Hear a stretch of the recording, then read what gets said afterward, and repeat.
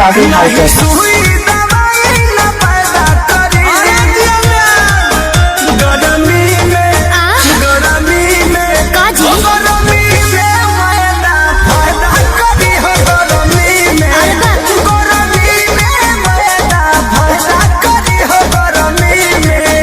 अरे खा लो, हम ना खाए। Music by Arya Sharma.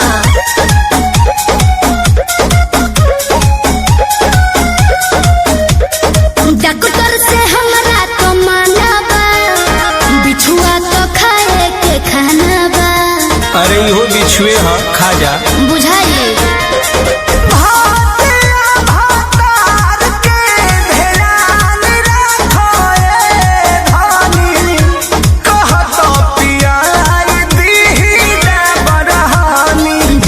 से हमरा तो माना बा, बिछुआ तो खाए के खाना बा।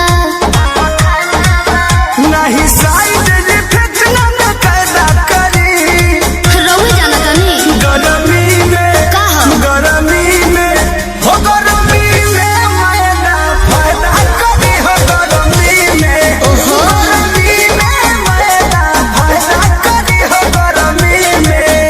अरे खा लो, कहतनी ना खाए।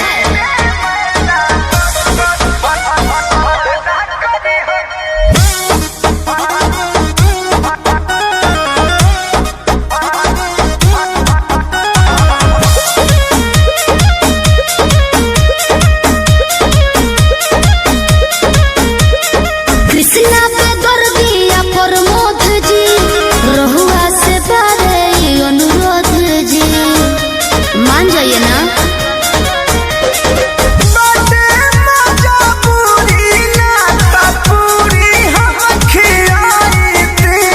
ठीक बा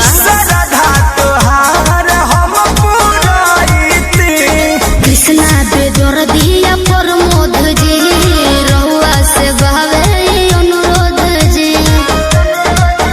तोहरा देही में एनर्जी के पैदा करी, रउए ढेर जाना तनी गरमी में गरमी में हो, गरमी में मैदा फायदा करी हो, गरमी में अरे ना जी। गरमी में मैदा फायदा करी हो, गरमी में।